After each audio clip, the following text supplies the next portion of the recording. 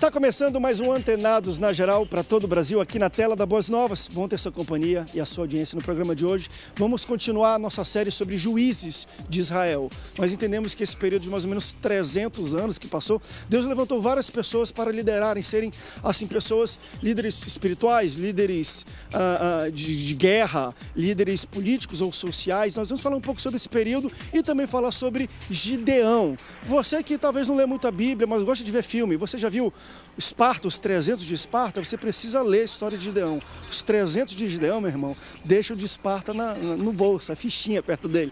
Lê essa história, que é uma linda história de fé e de coragem. Então vamos falar hoje sobre o período dos juízes e falar sobre Gideão. E para debater sobre esse assunto, recebo ele que é pastor da comunidade cristã Novo Dia, pastor César Carvalho.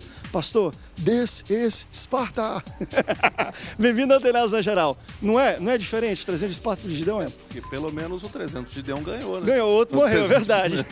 Essa diferença já é fundamental. É verdade. É um prazer estar aqui. Vamos esperar que seja um tema que vá suscitar interesse das pessoas que estão assistindo e crescimento, acima de qualquer coisa, crescimento prático para a vida. E você vê muita similaridade durante aquele período, talvez que a gente vive hoje. Era um período um pouco instável espiritualmente, precisava de liderança para que se tivesse direção. Na verdade, há versos de juízo que se repetem constantemente, porque o povo fazia o que queria. Geralmente, antes de qualquer juiz ser levantado por Deus, o povo fazia o que lhe dava na telha, numa linguagem de hoje. E é mais ou menos o que hoje a gente tem percebido em algumas frentes, até religiosas. As pessoas fazem muitas coisas porque querem fazer, porque acham interessante, porque acham que não há problema e porque não tem limite nenhum e nem referência bíblica. Né? Uhum. Vamos falar um pouco também sobre isso com ele que é pastor da Igreja Assembleia de Deus, Ministério Óleo e Vida, também é teólogo e professor de História, pastor Jorge Videira. Bem-vindo mais uma vez, pastor, ao Antenados na Geral. Está de volta a esse programa depois de um bom período de cama, mas estamos de volta e esperamos que o programa seja realmente esclarecedor, né? Um assunto importante e atual, fantástico da Bíblia. É que ela é um livro vivo, né? Então você vê período de 2.000, 3.000, 4.000 anos atrás, mas que continua falando como se fosse ontem, né? Então é importante demais esse tema, acho que vai ser um debate bem legal. Professor, seja bem-vindo, também recebo ele que é pastor e diretor do Seminário Sião, Seminário Integrado de Aperfeiçoamento de Obreiros. Pastor Pedro Júnior, bem-vindo, pastor Antenados na Geral. Obrigado, André, por retornar aqui mais uma vez e com uma alegria redobrado de encontrar o meu amigo pastor Jorge Videira. A gente estava atrás dele e veio encontrá-lo aqui. Foi meu chefe na EPOI durante um tempo. Eu ficava em cima dele, rapaz, o salário vai sair ou não vai? Pois é, e a gente atrás dele veio encontrá-lo aqui. É uma alegria estar nesse debate, ele aqui presente conosco aqui. E vamos...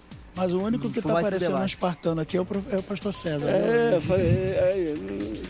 Eu já falei, há muito tempo atrás. A minha barriga de tanquinho não nega. Não nega, igualzinho. Vocês bem-vindos ao Antenados. Olha, você pode participar conosco durante o nosso papo aqui. Vai aparecer na sua tela os contatos para você interagir com o Antenados na Geral.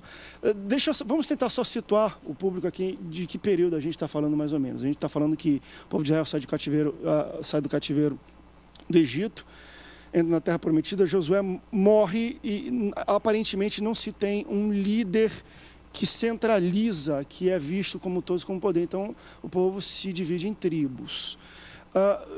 Vamos falar um pouco mais de que período era esse, para entender até sociologicamente o que estava acontecendo ao redor, porque é um período interessante que Deus meio que não aponta a ninguém, só em momentos de crise parece que ele, olha, você se levanta porque o povo está perecendo, porque está fazendo o que está dando na telha. É mais ou menos isso que está acontecendo? Eu creio que sim, porque quando você lê o profeta Samuel, há ali alguns registros que demonstram a vontade de Deus. Deus queria fazer exatamente isso. Na hora que o povo precisasse falar com Deus, então entrava em cena o sacerdote. O sacerdote era aquele que representava o povo diante de Deus e falava com Deus. Quando Deus queria falar com o povo, então ele usava o profeta. Então essa é a forma de governo, Deus falando através do profeta e o povo falando com Deus através do sacerdote. O problema disso tudo é quando o pecado chegava às narinas de Deus e Deus então só tinha um jeito deixar com que as nações vizinhas atacassem de alguma forma, oprimissem de alguma forma, para que eles se lembrassem de Deus. Porque, infelizmente, o ser humano tem isso, ele só lembra de Deus quando ele está precisando.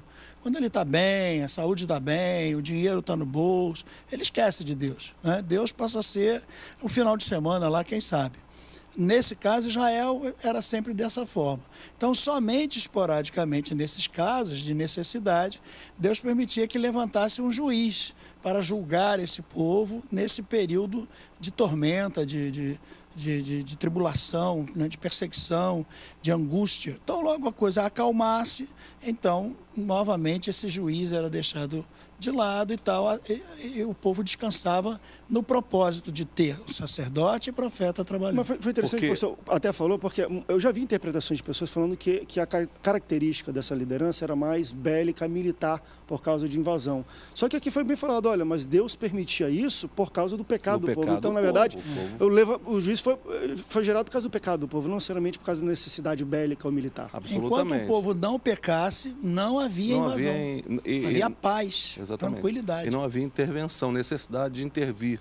Porque Deus, a intervenção de Deus com o homem é um sentido de comunhão e não de punição meramente, é de trazer o homem de volta. Por que trazer de volta? Porque o homem se afasta. Você pergunta como é que era a sociedade dessa época, porque é uma informação importante também, porque era uma sociedade de tribos que se organizavam através de clãs, esses clãs em famílias, então toda essa estrutura familiar, as figuras, lideranças familiares, é que organizavam as suas próprias, tinham as suas próprias maneiras de julgar, de construir a partir da lei de Deus.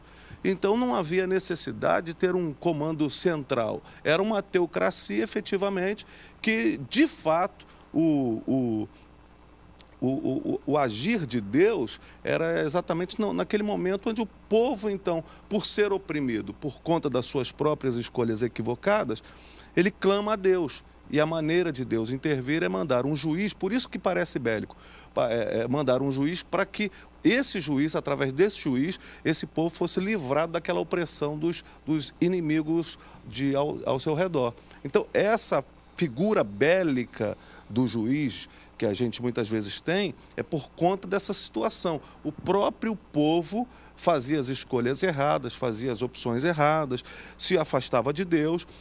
Deus permitia, então, por amor, para que o povo voltasse para ele, que houvesse uma opressão.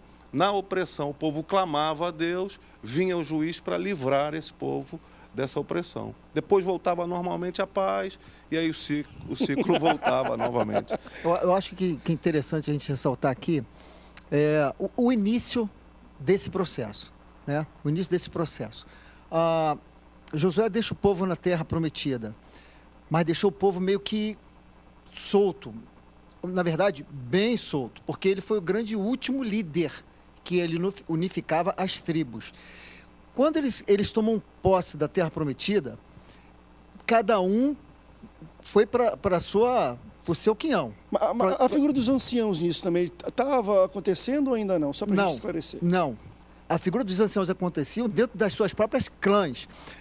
Essa questão de tribo, em que vai se formar as 12 tribos que em muitos momentos são questionáveis, até porque em função de uma teoria de um teólogo alemão chamado Martin Luther, ele escreveu no século passado, 1930, escreveu um livro falando sobre a anfictionia, que era a formação das 12 tribos de Israel, que ela tinha um cunho político, né, um processo político e muito mais religioso.